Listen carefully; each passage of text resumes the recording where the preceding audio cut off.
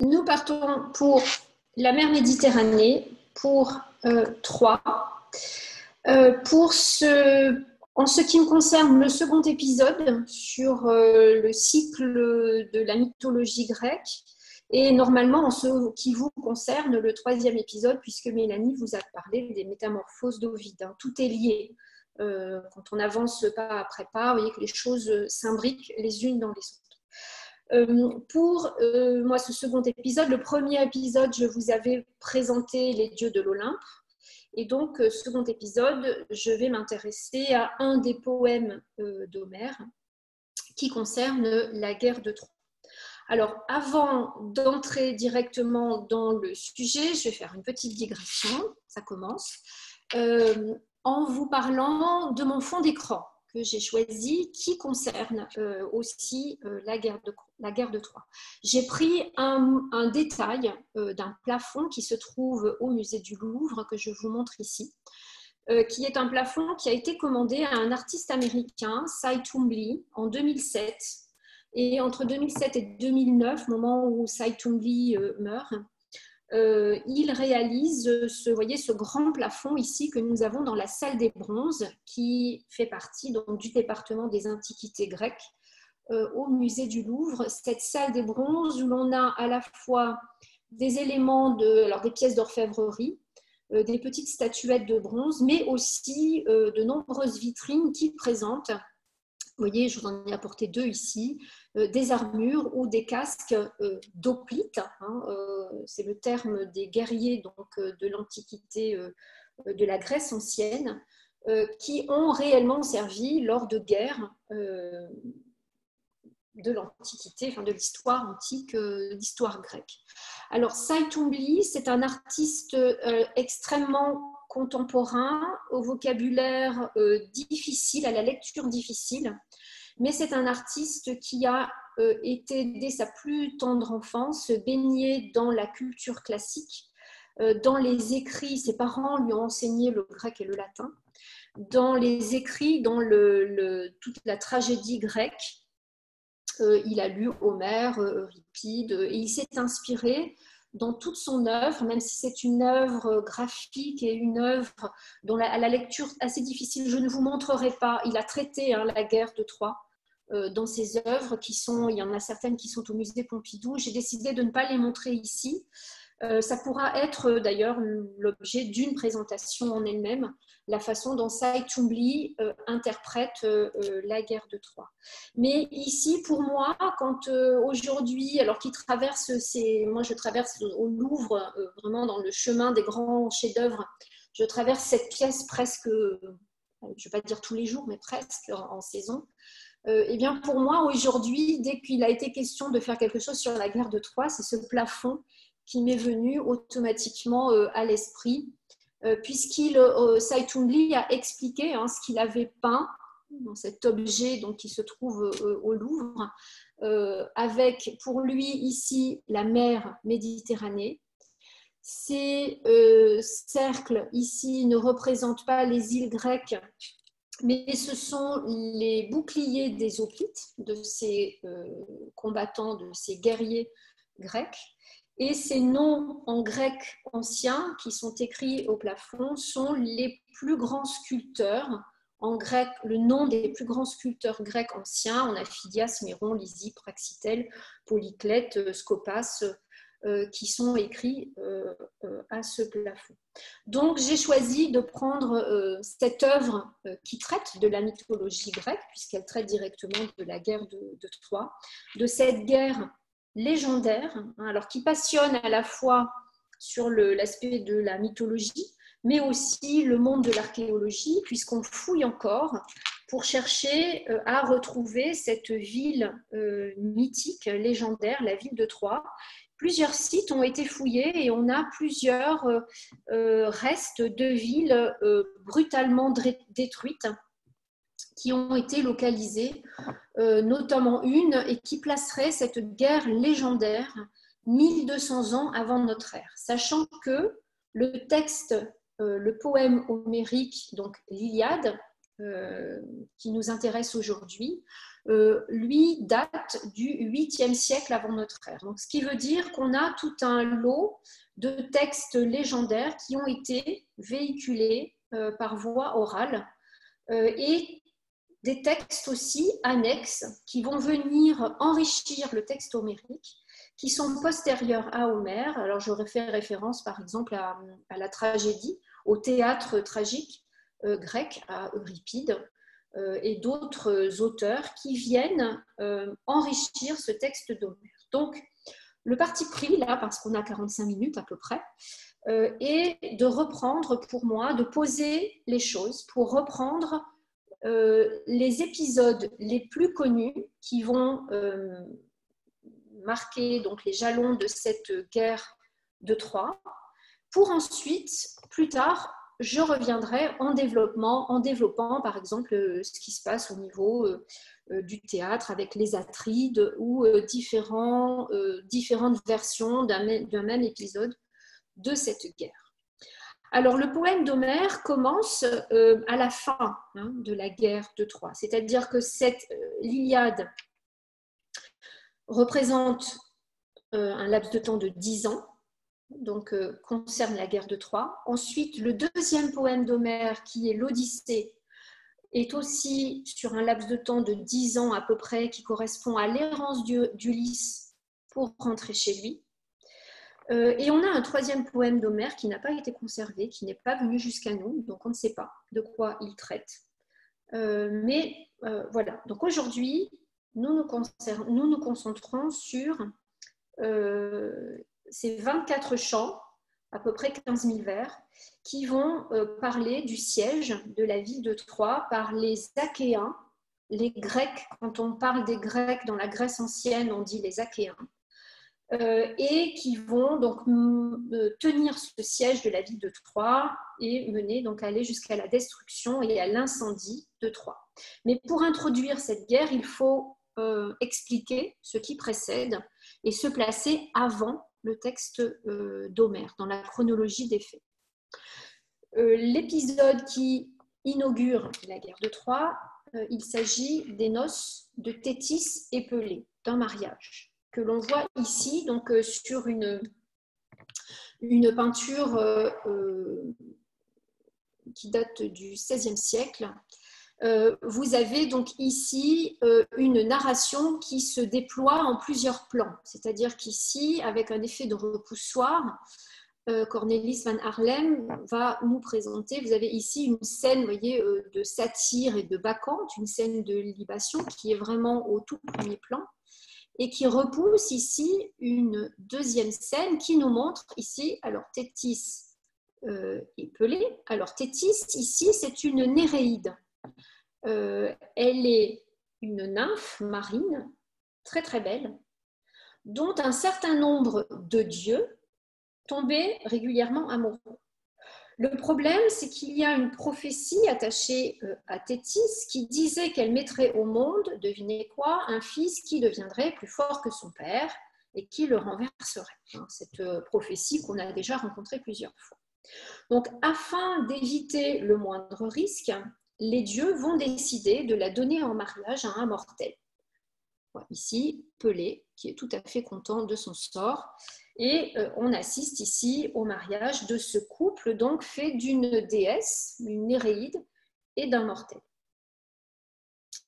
Alors, au second plan ici, autour de ce couple, on a des festivités, de la musique. Vous voyez, on joue de la musique.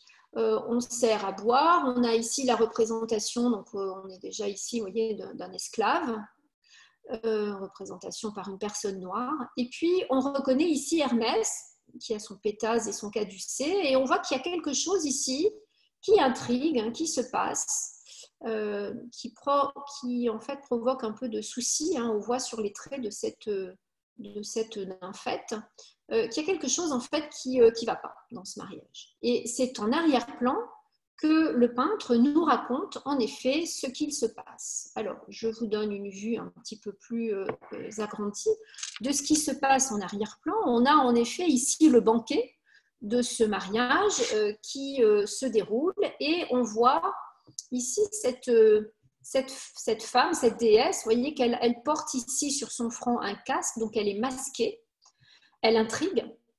Il s'agit de la déesse Eris, la déesse de la discorde, de la dispute, qui n'avait pas été invitée par Zeus, parce qu'il avait tout simplement envie que ce mariage se passe justement sans dispute et dans une atmosphère tout à fait conviviale. Seulement, elle a été vexée de ne pas avoir été invitée.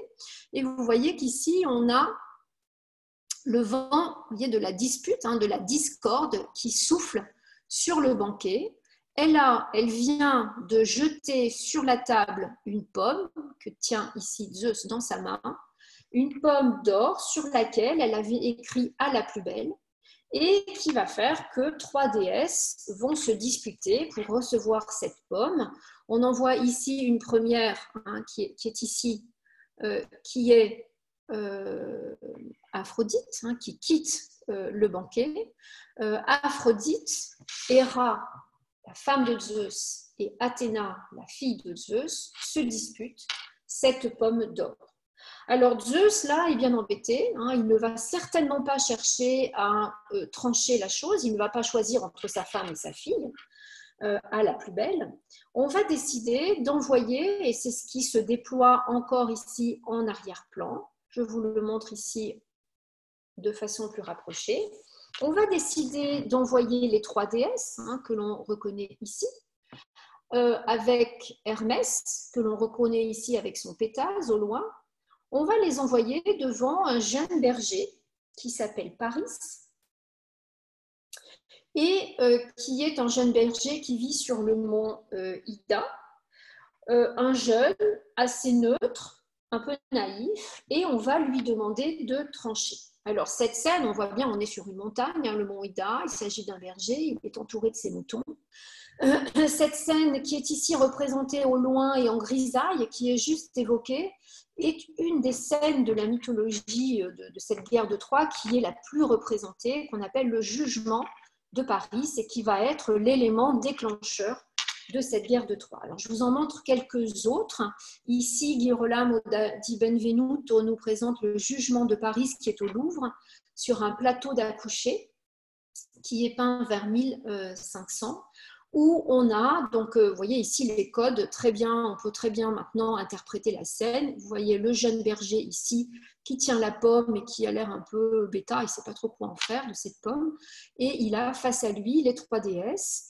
Alors Héra ici qui porte le manteau pourpre puisqu'elle est la femme du roi, la femme de Zeus. Athéna, souvent habillée en vert parce qu'elle a des yeux pairs. Elle a les yeux entre bleu et vert. Donc, c'est une des façons en peinture dont on reconnaît souvent Athéna. C'est celle qui a les yeux pairs ou elle a une robe de couleur paire. Et puis Aphrodite, puisque c'est la déesse que l'on représente naturellement nue, déesse de la séduction et de la beauté et de l'amour. Et donc, les 3 déesses vont soudoyer le jeune Paris. Elles vont chercher à obtenir cette pomme. Alors, Héra lui promet la gloire, Athéna lui promet la victoire militaire et Aphrodite lui promet que la plus belle femme mortelle sera amoureuse de lui. Alors, il est jeune, il a une vingtaine d'années. Il va du coup choisir Aphrodite. L'amour d'Hélène l'intéresse plus que la gloire et la victoire militaire. C'est un jeune berger. Et donc, il va donner la pomme à Aphrodite. Et on voit ici le petit Eros qui est déjà en chemin pour la suite des événements, puisqu'Aphrodite va tenir parole et Hélène va en effet tomber amoureuse de Paris.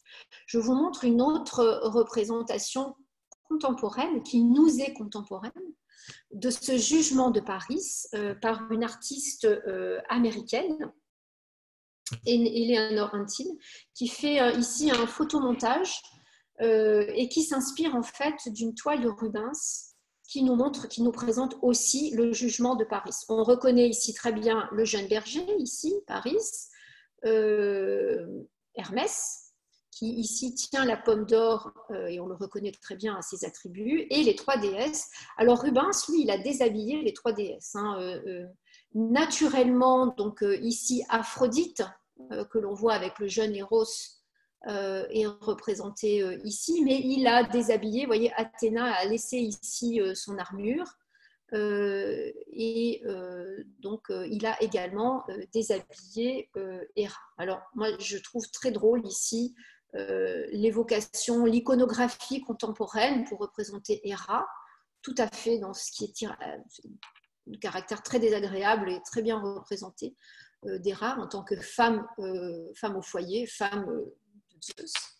On reconnaît très bien ici Aphrodite et puis Athéna dans ses attributs guerriers. Eleanor Antin a changé, vous voyez ici le chien qui accompagne le berger en bergère. Donc interprétation tout à fait intéressante de ce jugement de Paris. Donc Paris, qui est en effet un jeune berger qui vit sur le mont Ida, mais qui est aussi le fils de Priam et Hécube. Priam et Hécube sont les souverains de Troie. Il y avait eu une prophétie avant, qui avait été dite à Hécube avant la naissance de Paris, qui disait que son fils ne serait pas plus fort que son père et renverserait son père, non pas celle-là, mais que son fils provoquerait la chute de Troie et l'incendie de Troie. Alors, au lieu d'assassiner le bébé, on va décider, à quelque chose près, une situation identique, puisqu'on va décider de l'exposer sur le mont Ida, ce qui revient en fait à l'abandonner et de laisser la nature décider. Soit l'enfant est recueilli par des animaux ou par des paysans ou un berger est élevé, soit il est dévoré par des bêtes sauvages. Donc ce qui va arriver à Priam, c'est qu'il va être recueilli par un berger et donc devenir lui-même un berger. Donc, ce qui est important pour la suite de notre histoire, puisque Aphrodite va tenir parole, elle va donc envoyer Eros, qui va envoyer une flèche magique à Hélène, et on assiste à la scène suivante, à l'enlèvement d'Hélène par Paris. Alors, Aphrodite va conseiller à Paris de se rendre chez Hélène, donc à Sparte, un jour où le mari d'Hélène est absent. Hélène avait été est mariée à Ménélas, qui est devenu le roi de Sparte. Alors, je vous raconte en 2 mots l'histoire d'Hélène. Hélène était la fille de Zeus et de Léda. Donc, fille légitime de Zeus, puisque Zeus, Mélanie, je crois, vous l'avez présenté, s'était transformé en cygne pour séduire Léda. Et donc, elle est la fille d'un côté de Zeus, mais sa mère est donc mortelle, puisque Léda était la femme du roi de Sparte, Tindar. Donc, Hélène va être élevée par le couple royal de Tindar et va être une très très belle jeune fille. Elle est mortelle, hein. Elle est une très belle jeune fille qui attire un certain nombre de prétendants qui, en se mariant avec Hélène, l'époux deviendra le roi de Sparte. Alors Tindar, qui lui veut éviter que des guerres soient provoquées, soient déclarées autour de la beauté d'Hélène, va user d'un stratagème. Il va laisser à Hélène le choix de son mari. Elle choisit elle-même parmi les prétendants son mari et il va imposer à tous les prétendants de respecter le choix d'Hélène et en plus d'être par voie de conséquence solidaire à celui qui sera choisi par Hélène. C'est-à-dire qu'ils deviennent tous solidaires du futur roi de Sparte, qui devient donc Ménélas. Alors, lorsque Ménélas rentre le lendemain, puisque vous voyez ici, donc Guido Reni nous montre l'enlèvement d'Hélène, alors qui n'est pas du tout un rapt, hein, vous voyez qu'ici, il ne s'agit pas d'un enlèvement violent, d'un viol, puisque ce n'est pas nécessaire.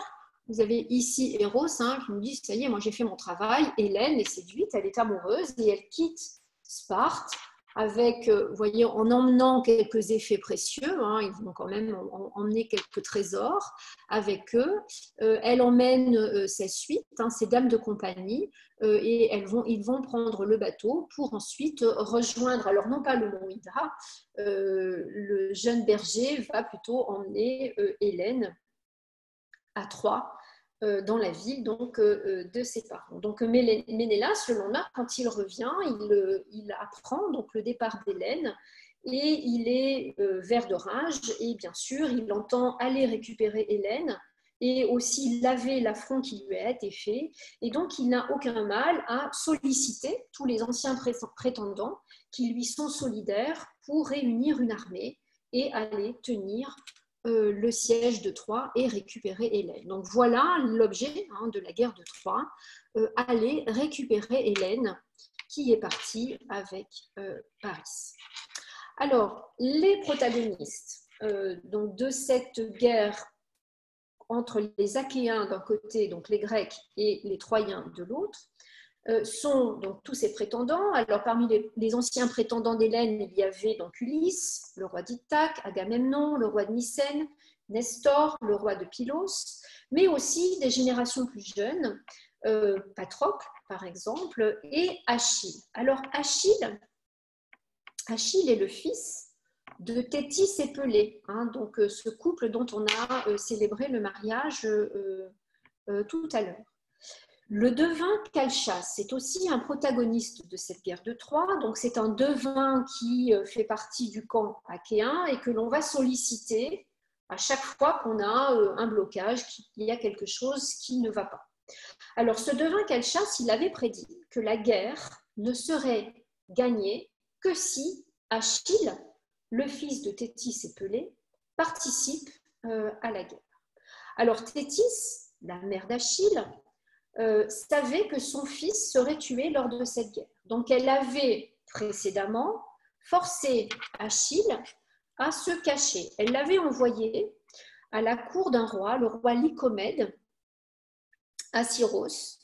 Elle l'avait envoyé se cacher parmi les filles. Il avait une cour nombreuse, il avait beaucoup de filles, ce roi Lycomède, et Achille avait d'ailleurs eu un enfant avec une de ses filles. Donc elle l'envoie chez Lycomède se cacher. Et donc Achille est déguisé en femme. Alors Ulysse apprend cela et il va user d'un stratagème pour reconnaître Achille et aller le chercher pour qu'il puisse faire partie de l'expédition. Ici, je vous montre donc cet épisode qu'on appelle les filles de Lycomède, qui est aussi beaucoup représenté en peinture et qui, ici, à Anvers, par l'atelier de Franz Franken le Jeune, est en fait une excuse. La représentation de cet épisode de la guerre de Troie est une excuse pour nous montrer un cabinet de curiosité. Ici, c'est simplement un prétexte pour peindre, pour détailler ce que les collectionneurs dans les Flandres amassaient de vases, de pierreries, de toiles, de coquillages précieux, d'objets donc rares et exotiques dans leur collection, leur musée privé qu'on appelait des cabinets de curiosité. Et c'est donc en arrière-plan ici, ouvert par cette très belle fenêtre. Vous vous rappelez, on en avait parlé de ces fenêtres qui apportaient de la lumière et qui ouvraient sur l'extérieur. Eh bien, dans l'éclairage de cette fenêtre, on a cette scène qui se déploie où on voit ici Ulysse qui s'est déguisé en marchand, qui était chargé d'objets précieux, de vases, de coraux, de coquillages et aussi de bijoux dans le texte d'Homère.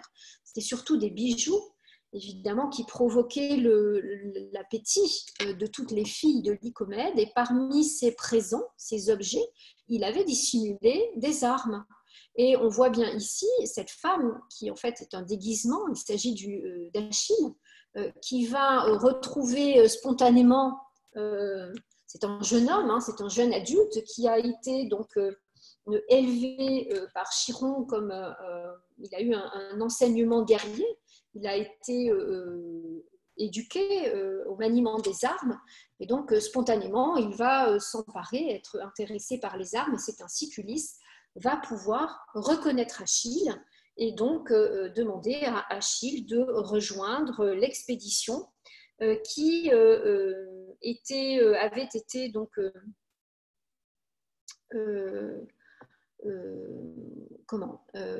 engagé sous le commandement d'Agamemnon, le roi de Mycène. Donc Achille et Ulysse vont rejoindre à Aulis l'expédition où on a un problème, un premier problème qui empêche le départ des armées vers Troie. On consulte donc le devin Calchas qui va donner la clé de cet empêchement, tout simplement parce que les vents étaient tombés et que les bateaux ne pouvaient pas prendre le large. Il s'agit d'une colère d'Artémis, la déesse de la chasse, qui était en colère, était irritée parce que Agamemnon, le roi donc, de Mycène, avait tué une biche lors d'une chasse et s'était vanté d'avoir la façon dont il avait tué cette biche. En fait, Artémis n'aurait pas pu faire mieux que lui. Et vous vous souvenez que dans la mythologie grecque, les mortels ne doivent en aucun cas ni se comparer, ni défier les dieux. Donc, Artémis était profondément irritée et pour se venger, donc elle avait fait tomber les vents et avait empêché le départ des Achéens vers Troie. Donc, le devin Calchas va expliquer ce que réclame Artémis pour calmer sa colère. Artémis réclame ni plus ni moins que le sacrifice de la fille d'Agamemnon, Iphigénie. Alors Agamemnon ne peut que se résoudre, que peut qu'accepter de sacrifier sa fille préférée sur l'autel. Donc c'est ce que montre ici une fresque qui se trouve au musée de Naples, qui a été détachée à Pompéi de la maison du poète tragique et qui est maintenant conservée donc, à Naples. Donc, cette composition montre, ici, vous avez le devin Calchas, alors qui tient le couteau ici du sacrifice. Il est assez pensif hein, parce que le dénouement fait que, en fait, il s'est peut-être trompé dans son interprétation. On montre ici les deux servants qui donc apportent sur l'autel sacrificiel Iphigénie. Et puis ici vous avez le père Agamemnon qui, alors ici selon une iconographie antique, hein, il se couvre la tête et donc il se lamente, il pleure la mort prochaine de sa fille. Alors le dénouement de ce sacrifice d'Iphigénie, qui est aussi beaucoup représenté dans les arts visuels, et que en effet le devin Calchas avait dû forcer un peu la dose, parce que Artémis va comme un Deus ex machina, hein, elle vient au dernier moment remplacer Iphigénie par une biche, donc c'est finalement une biche qui va être tuée, et vous avez ici Iphigénie qui va être emportée par Artémis et qui va devenir, alors qui vivra, mais qui deviendra une prêtresse d'Artémis. Donc Agamemnon ne verra plus sa fille, mais elle vivra. Donc je vous montre une autre représentation qui est plus proche de nous, que nous avons dans le salon de Diane à Versailles, qui est de la main de Charles de la Fosse et qui nous montre dans un style classique français. Ici, Iphigénie, alors l'autel sacrificiel, évidemment, nous sommes à Versailles, donc c'est transformé en trône. Et vous avez donc ici cette jeune fille. Alors, ces sacrifices, ces scènes de sacrifice ou ces scènes de la mythologie au XVIIe siècle sont des prétextes pour montrer des jeunes filles dénudées, ce qui est ici le cas. Et représentée près de son père, Agamemnon, et on voit très bien ici donc, la sœur jumelle d'Apollon, hein, donc ce qui en fait fait la valeur de ce sacrifice d'Iphigénie à Versailles, la sœur jumelle d'Apollon qui remplace Iphigénie par la biche sur l'autel sacrificiel. Alors, maintenant que Artémis n'est plus en colère, l'expédition peut se rendre devant les remparts de la ville de Troie et on pourrait se dire que le poème homérique commence, mais non pas encore. On a 10 ans de siège qui vont se dérouler avant que, au chant 24 seulement, Homère commence donc son poème qui commence par la colère d'Achille. Alors, ces épisodes devant la ville de Troie, dans l'Antiquité, sont très souvent représentés par des binômes, c'est-à-dire qu'on a soit des duels, soit des scènes annexes, c'est des scènes en marge des combats.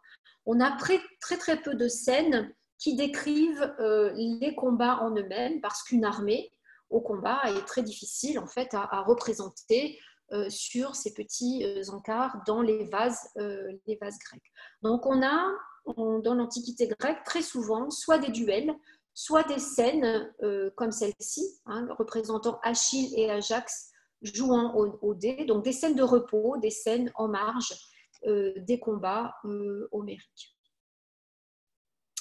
Je vous montre, alors attendez que je reprenne voilà, mes textes. Alors, je vous montre d'autres scènes, donc avec les protagonistes hein, étant Achille souvent et Ajax. Il y a deux Ajax hein, qui sont impliqués dans la guerre de Troie. Achille, Patrocle, les combattants les plus valeureux. Et puis les dieux sont aussi représentés parce que les dieux interviennent indirectement dans la guerre de Troie. De manière générale, on a Aphrodite, Arès et Apollon qui protègent les Troyens. Alors Aphrodite, on comprend pourquoi, hein, ça découle du fait qu'elle ait provoqué la guerre en protégeant Paris. Et du côté achéen, on aura donc Athéna, Héra et Poséidon. Donc on les a souvent en arrière-plan, protégeant un des deux protagonistes représentés sur les vases ou sur les peintures. Voilà, donc j'ai perdu le fil de mon... Voilà, je passe à ici. Qui nous montre donc, le protagoniste par lequel donc, va commencer le poème homérique. Il s'agit d'Achille et de sa colère. Alors ici, on le montre dans une scène assez ambiguë qui est souvent développée dans l'Antiquité grecque. On le montre avec son compagnon d'armes, son ami très proche.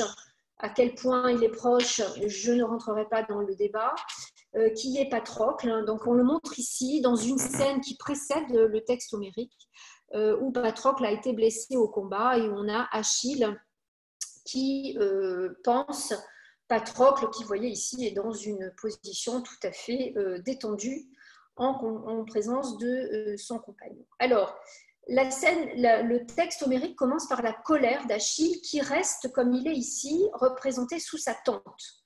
À savoir, donc, pendant 10 ans, ces guerriers vont combattre les Troyens, avec des moments où les Troyens ont le dessus, des moments où ce sont les Achéens qui ont la main, et à un moment donné où Agamemnon va prendre à Achille une de ses captives. Pendant tous ces combats, les Achéens vont réduire en esclavage et prendre des Troyens et des Troyennes. Et donc Achille avait sous sa tente Briséis, une Troyenne qu'il aimait bien avoir près de lui sous sa tente, et Agamemnon va lui prendre Briséis. Alors Achille va faire grève, il va être en colère et il va décider de cesser le combat. Ce qui fait que les Troyens vont pouvoir gagner du terrain, hein, vont pouvoir avoir l'avantage puisque Achille est un excellent combattant, un excellent guerrier, et en plus, il a des armes qui sont réputées être magiques. Hein. Donc, le fait que Achille cesse de combattre, eh bien, donne de l'avantage au camp troyen. Alors, c'est Patrocle, son ami, qui va décider d'intervenir, c'est-à-dire que Patrocle, sans le dire à Achille, va voler les armes à son ami Achille et va décider de partir combattre. Ce qui va faire que les Troyens, en voyant les armes d'Achille revenir sur le champ de bataille, vont prendre peur et donc vont partir en retraite. Et Patrocle va comme ça pouvoir gagner de nouveau du terrain jusqu'au moment où Patrocle va être tué par Hector, le fils aîné de Priam, donc le frère de Paris. Alors ici, je vous montre un groupe sculpté qui est une copie romaine d'un original grec qui montre le corps de Patrocle ramené donc, dans le camp des Achéens par Ménélas. Donc c'est une copie romaine qui se trouve à Florence. Alors lorsque Achille apprend la mort de Patrocle par sa faute, il va être dévasté de douleur devant le cadavre de Patrocle et il va décider ainsi de retourner sur le champ de bataille pour venger son ami et donc tuer Hector. Mais avant de reprendre le combat, il lui faut une nouvelle armure. Et c'est sa mère, donc la mère d'Achille, Thétis, la Néréide, qui va se rendre sur le mont Olympe, on la voit ici. Elle va demander à Héphaïstos, que l'on voit ici avec son marteau de forgeron, de forger de nouvelles armes pour Achille. Thétis sait très bien que son fils va mourir, et donc elle intervient et elle cherche quelque part à demander à Héphaïstos de lui forger de nouvelles armes encore plus magiques que les précédentes pour essayer de protéger son fils. Donc on voit ici cette scène qui est sur une coupe à boire, une coupe à vin, à l'intérieur d'une coupe à vin en figure rouge, donc de Héphaïstos qui remet à Thétis les nouvelles armes d'Achille. Alors cette scène est aussi beaucoup représentée quand on représente souvent les forges d'Héphaïstos ou de Vulcain en latin. Il s'agit souvent de la remise de ces armes destinées à Achille à Thétis. Ici, sur un autre vase antique qui, je crois, se trouve au Louvre, nous avons cette fois-ci Thétis qui remet, donc, vous voyez, on a ici le bouclier, les différentes parties donc, de l'armure d'Achille, qui remet à Achille son armure, et donc ainsi Achille va pouvoir reprendre le combat. Alors, avant que Achille ne reparte sur le champ de bataille, on a un climat de réconciliation dans le camp des Achéens. Cette colère d'Achille avait été provoquée par le fait que Agamemnon, que l'on représente ici, que Rubens représente ici, en 1630, Rubens peint tout un cycle dont certaines pièces sont au Prado à Madrid, tout un cycle de la vie d'Achille. Et ici, il nous montre le moment où Agamemnon rapporte ce qui appartient à Achille. C'est-à-dire, vous voyez, on a ce geste assez clair où Agamemnon pousse Briséis vers Achille, et on est au XVIIe siècle. Briséis ici est représentée vraiment comme une princesse qui revient donc sous la tente d'Achille avec tous ses biens, toutes les suivantes, toutes ces dames de compagnie, et puis tout ce qui lui appartient. On rend tout ce qui appartient à Achille. Briséis, en tant qu'esclave, en fait partie. Et en arrière-plan, donc on a ici la représentation d'Achille, et on a en arrière-plan ici, vous voyez le cadavre, le corps de Patrocle que l'on pleure sous la tente d'Achille.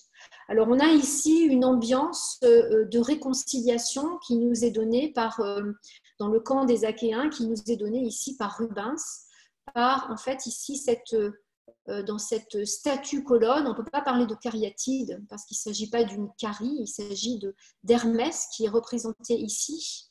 Alors Hermès, dans la mythologie, c'est le dieu messager des dieux, c'est le dieu des échanges, c'est le dieu de la diplomatie, c'est le dieu des commerçants, et rien ne peut se passer dans une atmosphère de conflit. Donc Hermès, souvent, symbolise la diplomatie. Et regardez ici, on a une autre personnification ici de l'entente. Donc on a quelque chose de l'ordre de la réconciliation avant qu'Achille ne se rende sur le champ de bataille, puisqu'on sait qu'Achille va mourir. Alors, la mort, le combat pardon, avant la mort d'Achille. Le combat entre Achille, je vais trop vite, le combat entre Achille et Hector nous est représenté ici donc, sur une coupe, une amphore, sur le col de l'amphore. On a ici ce duel, vous voyez, ce duel encadré des dieux. C'est-à-dire qu'on a ici Athéna qui protège Achille, et puis Hector ici qui est protégé par Apollon. Et donc, c'est Achille qui va avoir le dessus, puisque, encore une fois, ici, Rubens, dans ce même cycle, nous montre comment Achille va tuer donc Hector, le fils aîné ici de Priam, et ici, c'est probablement Agamemnon qui est représenté sur cette statue colonne, donc qui est le chef du camp achéen. Et vous avez ici la personnification d'Athéna, que l'on reconnaît très bien grâce à sa chouette, qui en fait a le dessus, puisqu'Athéna protège Achille lors de ce combat. Alors, Achille ne va pas se contenter de tuer Hector, il s'agit vraiment de venger l'honneur de son ami Patrocle.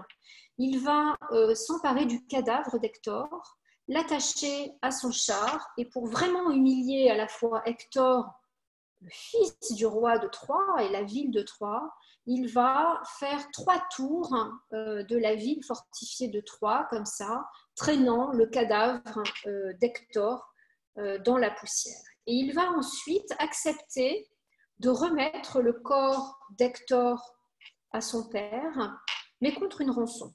Donc, la ville de Troie est rançonnée. Alors maintenant, concernant la mort d'Achille, puisque l'on sait depuis le départ que Achille va mourir lors de la guerre de Troie, sa mère, Thétis, la Néréide immortelle, avait tenté déjà, lorsque Achille était bébé, de le rendre immortel, puisque Thétis, qui avait été mariée à un mortel appelé, savait que sa descendance ne serait pas immortelle comme elle, mais mortelle comme son mari, avait tenté de rendre immortels les garçons qu'elle mettait au monde. Elle avait eu 7 garçons, Thétis. Les 6 premiers, elle avait tenté de les plonger dans le feu à leur naissance pour les rendre invulnérables. Ça les a immédiatement grillés, ils sont morts. Et c'est seulement au 7e bébé qu'elle va changer de stratégie. Elle a mis du temps à comprendre.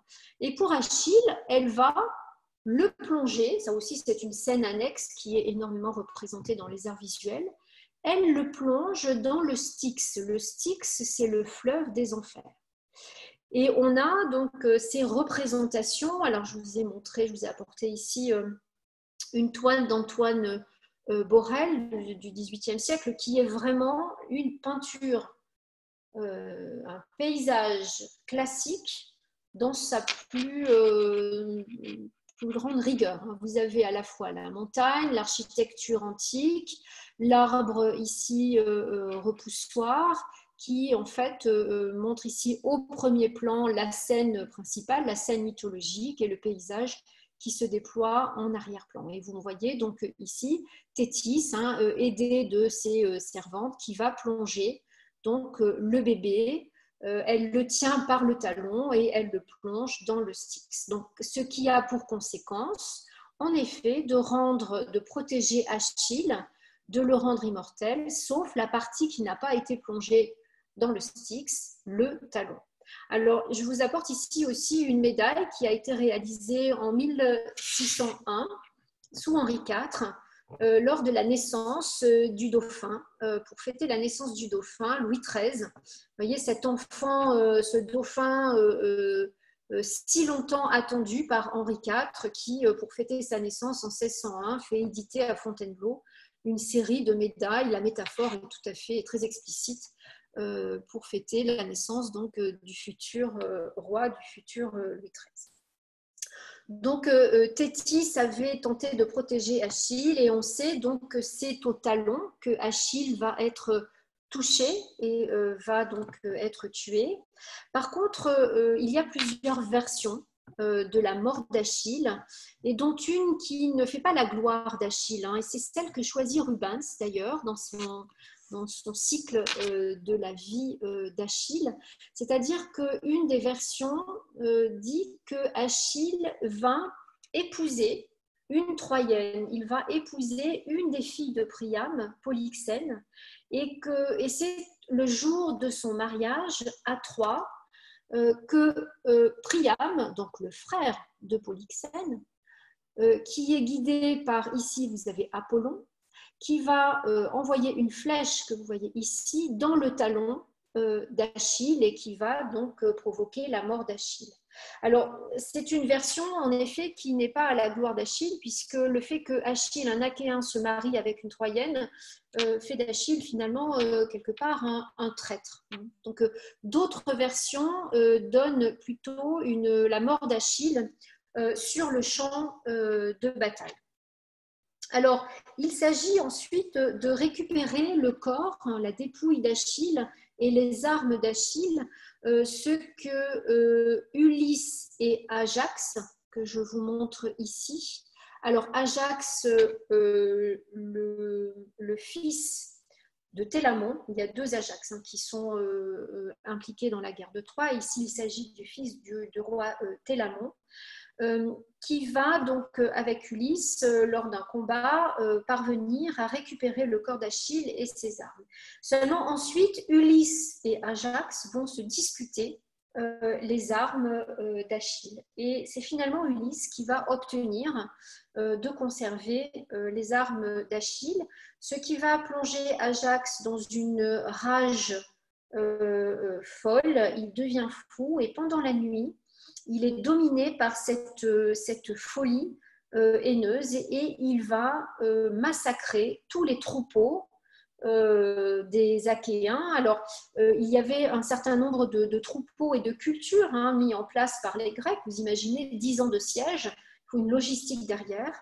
Donc, il va massacrer tous les animaux qui étaient gardés pour la nourriture par les Grecs. Et le lendemain matin, lorsqu'il retrouve sa lucidité et qu'il se rend compte de ce qu'il a fait et du déshonneur qui va en découler, eh bien, Ajax décide de se suicider. Et c'est donc la scène qui est ici représentée sur cet amphore, sur la panse de cet amphore, où on voit Ajax qui va planter donc son épée au sol et qui va lui-même s'empaler et se suicider. Alors c'est ainsi en fait que se termine le texte homérique, c'est-à-dire que les chants, les derniers chants concernent toutes ces funérailles de ces guerriers achéens, Patrocle, Achille, et le dénouement finalement de la guerre de Troie, c'est-à-dire ce qu'on connaît tous, le cheval de Troie, cette ruse trouvée par Ulysse, en fait ne sera décrite et ne sera simplement évoquée dans le poème suivant, dans l'Odyssée, qui concerne plus précisément Ulysse. Parce que c'est Ulysse qui a eu cette idée de ce cheval colossal qui va provoquer donc la chute de Troie. L'idée d'Ulysse était de construire un cheval colossal, gigantesque, que les Troyens, pour pouvoir en fait entrer ce cheval, les Troyens devaient détruire une partie des remparts de la ville. Et c'est ce qui en fait rendrait vulnérable la ville de Troie. Et donc les Achéens vont construire ce cheval gigantesque, y cacher, alors ici il s'agit de 2 dessins préparatoires de Tiepolo qui racontaient donc le dénouement de la guerre de Troie. Alors ici on a la construction du cheval de Troie et ensuite l'épisode suivant qui est en fait que les Troyens vont décider de faire entrer la procession, de tirer ce cheval dans la ville de Troie, mais je vous montre ici une autre représentation médiévale, car il y a eu des représentations de la guerre de Troie au Moyen-Âge, dans les enluminures. Ici, une enluminure tardive du maître de l'Énéide, qui montre que les guerriers les combattants les plus valeureux vont ainsi se cacher dans ce cheval de Troie, et ce cheval va être laissé sur la plage déserte, c'est-à-dire que tous les autres combattants, on va démonter les tentes, on va rendre la plage déserte, on va simuler en fait une retraite des Grecs, et puis laisser un guerrier grec qui va être pris par les Troyens. C'est-à-dire que les Troyens vont trouver sur la plage ce cheval monumental, vont se demander mais où sont passées toutes les tentes et le camp des Troyens, et on va trouver, arrêter un guerrier, un soldat achéen qui va expliquer aux Troyens quelle était l'idée de ce cheval. Il s'agissait d'une offrande à la déesse Athéna que les Grecs avaient laissée sur la plage pour pouvoir gagner la guerre, parce que Athéna avait dit que si ce cheval entrait dans la ville de Troie, là, ce seraient les Troyens qui gagneraient la guerre. Et donc, c'est la raison pour laquelle les Achéens l'avaient fait si grand, colossal, parce que les Troyens jamais ne penseraient démolir, détruire une partie de leur rempart pour pouvoir faire entrer ce cheval à l'intérieur de la ville. Alors là, les Troyens se trouvent devant un choix à faire. Faut-il en effet détruire une partie des remparts pour faire entrer ce cheval et donc, si on écoute la prophétie, gagner la guerre, ou faut-il se dire qu'il s'agit d'une ruse et brûler ce cheval et le laisser sur la plage. Alors, il y a bien un prêtre, le prêtre d'Apollon à Troie, qui va alerter. Alors, il y en a deux, il y a Cassandre aussi, hein, mais Cassandre, on ne l'écoute pas parce Cassandre, elle n'a fait que donner des prophéties négatives, des prophéties, des catastrophes. Donc, Cassandre, on ne l'écoute plus. Par contre, Laocoon, qui est un prêtre d'Apollon, on va dire attention, c'est une ruse, il faut brûler le cheval. Il ne faut surtout pas le faire entrer dans la ville. Et là, on va le punir, on ne va pas l'écouter, on va le tuer, c'est-à-dire qu'un serpent va venir étouffer donc ce prêtre et ses deux fils, Laocoon et ses deux fils. Et on a cette œuvre, cette sculpture, ce groupe sculpté grec du 1er siècle avant notre ère, qui est conservé au Vatican, qui est une œuvre maîtresse, hein, c'est une source d'inspiration pour des sculpteurs, mais aussi des peintres, une œuvre maîtresse qui est ce Laocoon qui est conservé au Vatican. Par exemple, Michel-Ange, quand Michel-Ange travaille aux captifs qui sont au Louvre, les deux esclaves qui sont au Louvre sont presque des copies ici des deux fils du Laocoon que nous avons au musée du Louvre.